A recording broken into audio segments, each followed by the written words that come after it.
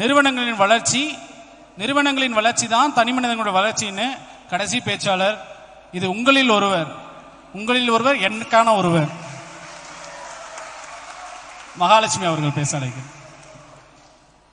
உடலை இயந்திரமாக்கி, மனதை மரமாக்கி, வியர்வை துளியை ரணமாக்கி மகிழ்ச்சியாக வேலை செய்யும் அத்தனை தொழிலாளர்களுக்கும் இனிய தொழிலாளர் தின வாழ்த்துக்களோடு, பிறந்து சிறந்த மொழிகளிலே சிறந்தே பிறந்த தாய்மொழியான எம் தமிழ் மொழியையும் தொட்டு வணங்கி உரைக்க செல்கிறேன். போன வருஷம் இந்த நாள் நம்ம எப்படி இருந்திருப்போம் கொஞ்சம் யோசிச்சு பாருங்களேன். சாதாரணமா நம்ம எந்திரிச்சிறதே 9 மணிக்கு தான் எந்திரிச்சிருப்போம். எந்திரிச்சோமா, ஒரு கப் காஃபியை குடிச்சோமா, போனோமா, நான்வெஜ்ஜை எடுத்துட்டு வந்தோமா, மத்தியானம் சமைச்சு சூடா சாப்பிட்டோமா, நல்லா ஒரு குட்டி தூக்கத்தை போட்டோமா, சாயந்தரம் ஒரு புது படம் எப்படியும் போட்டிருப்பாங்க, அந்த படத்தை பார்த்தோமா, மறுபடியும் தூங்கி எந்திரிச்சோமா, அப்படின்னு தான் நம்ம சாதாரண நாளா போன வருஷம் போயிருக்கோம். ஆனா இன்றைக்கு நம்ம மகத்ரியா அவர்கள் சொல்ற மாதிரி ஒவ்வொருத்தரோட லைஃப்லயும் ஒரு நாள் கண்டிப்பா ஒரு டேர்னிங் பாயிண்ட் வரும். அந்த டேர்னிங் பாயிண்டா இந்த நாள் நமக்கு இருக்கும்னு சொல்லி இப்படியோட வாய்ப்பை நம்மளுக்கு ஏற்படுத்தி கொடுத்த நம்ம நிறுவனங்களுக்கு முதல்ல தொழிலாளர் சார்பா நான் நன்றியை தெரிவிச்சுக்கிறேன். நடுவர் அவர்களே, எதிரணியில பேசினாங்க, தனி மனித வளர்ச்சி தான் நிறுவனத்தோட வளர்ச்சியை தீர்மானிக்குதுன்னு சொல்லி. இந்த எப்படி தெரியுங்களா, ஒரு கை தட்டினா ஓசை வராது, 2 கைகள் தட்டினா மட்டும்தான் ஓசை வரும். வருதேமா, நீ ரொம்ப ஓல்டு ஃபேஷன்மா பாருமா. நம்ம மனுஷனோட மனசு எப்படி தெரியுங்களா, ஒரு விஷயத்த சொன்னோன்னே ஃபர்ஸ்ட் யோசிக்கிறது நெகட்டிவ் தாட்டா தான் யோசிக்கும். இந்த ஒரு கை ஓசை எப்படி தெரியுங்களா, ஒரு அதிகாரத்துக்கான ஓசை. உதாரணத்துக்கு படையப்பா படத்துல நம்ம நீலாம்பரி சொல்லுவாங்க தெரியுங்களா, அந்த மாதிரி ஒரு ஓசை. ஆனா நம்ம 2 கை ஓசை எப்படி தெரியுங்களா, ஒரு மனுஷ வளர்ச்சி அடைஞ்சிட்டு இருக்கானா அவனுக்கு தர பாராட்டு இந்த ஓசை. இந்த ஓசை அடுத்தவங்கள அந்த பாராட்டை மறுபடியும் மேல ஏத்தி கொடுக்கும். இந்த ஓசை தான் அந்த மனிதனை மேல ஏத்தி கொடுக்கும். இந்த ஓசை தான் இந்த நிறுவனத்தோட வளர்ச்சின்னு நான் சொல்றேன். அது மட்டும் இல்லாம நடுவர்களே, இன்னைக்கு நம்ம நிறுவனங்கள்ல இங்க இருக்கிற எல்லாத்துக்குமே தெரியும், நம்ம நிறுவனங்களை நம்மள ஒவ்வொரு விஷயத்திலயும் செதுக்கிக்கிட்டு இருக்காங்கன்னு சொல்லிட்டு. உதாரணத்துக்கு நம்ம அந்த ஸ்டார்டிங்ல இருக்கிற அப்ஸ்கில்லிங் கிளாஸவே எடுத்துக்கலாம். நம்ம நம்மளோட ஒரு பொருளாதார சூழ்நிலைக்காக தான் இங்க இருக்கிற ஒவ்வொருத்தருமே வேலைக்கு வரோம்.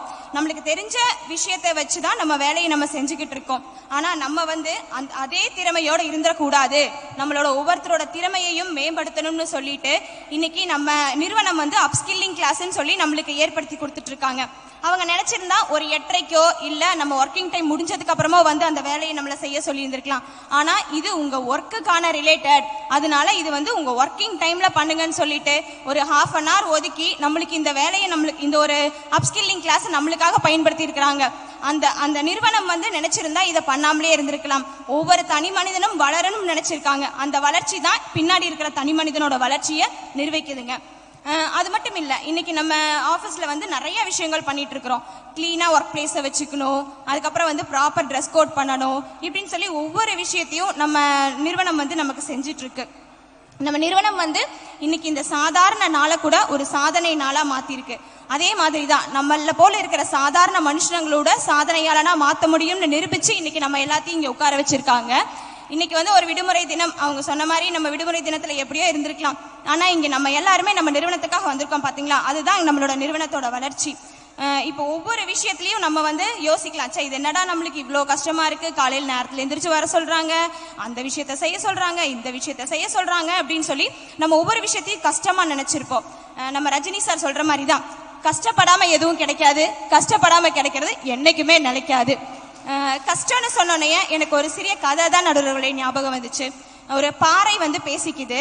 ஒரு பாறையில இருந்து 2 விதமா உருவான பாறைகள் பேசிக்குது. அந்த பாறை, ஒரு படிக்கல் பாறை கேக்குது ஒரு சிலை பாறை கிட்ட, நீயும் நானும் ஒரே பாறை தான், நான் மட்டும் படிக்கல்லாம் மாறிட்டேன், ஆனா நீ எப்படி இந்த சிலையா இருக்க அப்படின்னு சொல்லிட்டு.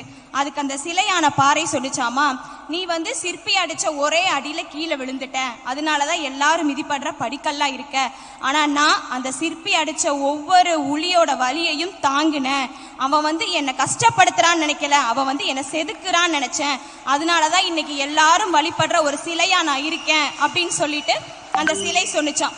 இப்ப நம்ம நிறுவனங்களும் சரி, நம்மளுக்கு நிறைய விஷயத்துல ஒரு கல்ல செதுக்கும் போது செதுக்குறாங்க, ஓகே, நீ ஏமா என்னைய போட்டு திட்டிகிட்டே இருக்க?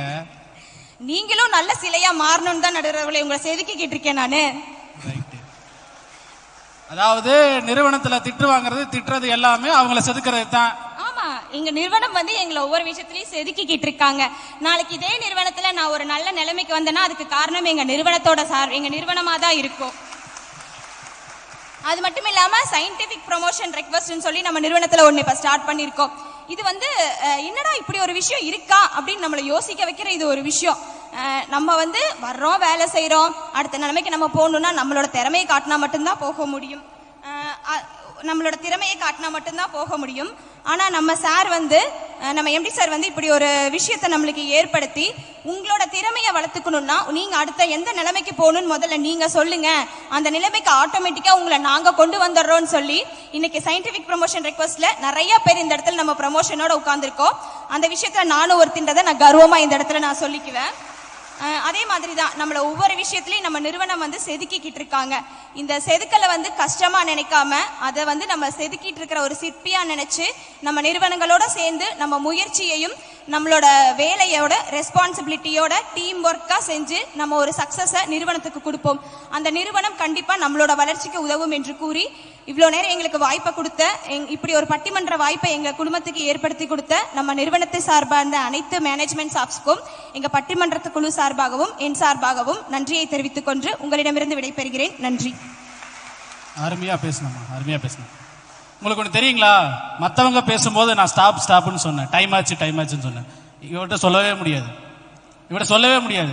அப்புறம் வீட்டுக்கு வந்து எனக்கு தான் மொத்துவா, அதனால தான் சொல்லலை. எவ்வளோ மேனேஜ்மெண்ட் பார்த்துக்குங்க. கூட்ட முயற்சி தான் வந்து வெற்றியை தீர்மானிக்கும். அதுதான் ஒரு நிறுவனமா சேர்ந்து செயல்பட்டா மட்டும்தான் ஒரு உயரத்தை அடைய முடியும், வளர்ச்சியை அடைய முடியும்னு பேசியிருக்காங்க. வேற ஒன்றும் இல்லை, இந்த ஃபயர் ஆண்ட்னு சொல்லிட்டு ஒரு எறும்பு இருக்கு. ஃபயர் ஆண்ட்னு ஒரு எறும்பு. அந்த எறும்பை பார்த்தோம்னா ஒரு டம்ளர் அளவில் தண்ணியை வச்சுட்டு அந்த எறும்பு அப்படி போட்டு வச்சோம்னா, எறும்புக்கு உள்ள போட்டோம்னா செத்து போயிடும், 10 நிமிஷம் செத்து போயிடும். ஆனா ஒரு புயலோ இல்ல சுனாமியோ அந்த ஒரு தண்ணி அதிகமா ஃப்ளோட்டேஷன் ஆகும்போது இல்ல கடலுக்குள்ள மாட்டிக்கிச்சுனாலோ அந்த எறும்புகள்லாம் என்ன பண்ணுன்னா ஒன்னோட ஒண்ணு கை கோர்த்துக்குமாமா. கூட்டமா இருந்ததுன்னா ஒன்னோட ஒண்ணு கை கோர்த்து அப்படியே ரவுண்ட் பால் மாதிரி உருவாக்குமாமா. முதல்ல வந்து கீழ் தகப்பன், அதாவது ஆண் எறும்புகள் இருக்கும், அடுத்து பெண் எறும்புகள், அடுத்து குழந்தை எறும்புகள், அதுக்கு மேல முட்டை, இப்படி வரிசையா அப்படியே ரவுண்டா பால் மாதிரி கிரியேட் பண்ணிக்குமாமா. தண்ணியில எவ்வளவு முடியுமோ அவ்வளவு தூரம் மிதந்துகிட்டே தான் போகும். எவ்வளவு தூரத்துக்கு தரை தட்டுப்படுற வரைக்குமே மிதந்துகிட்டே தான் போகுமா. தரை தட்டுப்பட்ட உடனே அந்த தரைக்கு வலை மாதிரி தன்னை மாத்திக்கிட்டு வலை மாதிரி அந்த தரையில போய் உயிர் வாழ்ந்துக்குமாமா. என்னன்னா தனி மனிதனா இருந்து முயற்சி செய்து நீ சாதிக்கலாம், இல்லைன்னா சொல்ல சாதிக்கலாம். ஆனால் கூட்டு முயற்சியா செய்யும் போது பலரது வெற்றிகளுக்கு நீங்கள் சொந்தக்காரர் ஆவீர்கள். தனியா இருந்தா நீங்க மட்டும்தான் தனியா இருப்பீங்க அப்படின்னு சொல்றாங்க. மிக அருமையா பேசுனீங்கம்மா, வாழ்த்துக்கள். அடுத்ததாக கடைசி பேச்சாளர், தனி மனித வளர்ச்சி தான் நிறுவனத்தினுடைய வளர்ச்சியை தீர்மானிக்குதுங்க அப்படின்னு பாஸ்கரன் அவர்கள் பேச வராங்க. இவர் பட்டிமன்ற பேச்சாளர், சுயதொழில் முனைவோர்.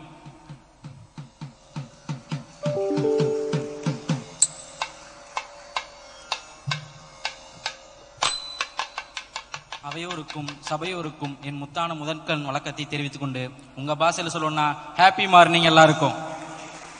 நடுவர் அவர்களே, நாம இப்ப தலைப்புக்கு போலாம். நடுவர்களே, நான் பேச வந்தது தனி மனித வளர்ச்சியே நிறுவனங்களின் வளர்ச்சியை தீர்மானிக்கிறது. எது நடுவர்களே வளர்ச்சி? ஒரு தனி மனித வளர்ச்சினா எது வளர்ச்சி?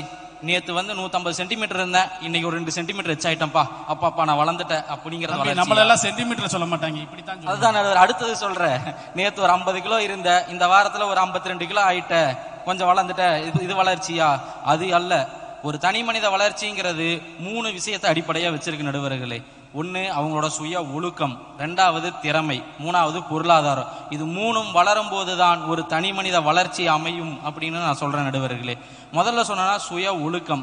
என்னப்பா நான் எத்தனை படிச்சிருக்கேன், என்னெல்லாம் இவ்வளவு பெரிய வேலையில இருக்கேன், எனக்கு சுய ஒழுக்கம் இல்லையா அப்படின்னு எல்லாரும் கேட்பீங்க. சின்ன சின்ன விஷயங்கள்ல தான் நம்மளோட சுய ஒழுக்கம் வந்து நிர்ணயிக்கப்படுகிறது. சிம்பிளா சொல்லணும்னா ஒரு மொபைல் போன்.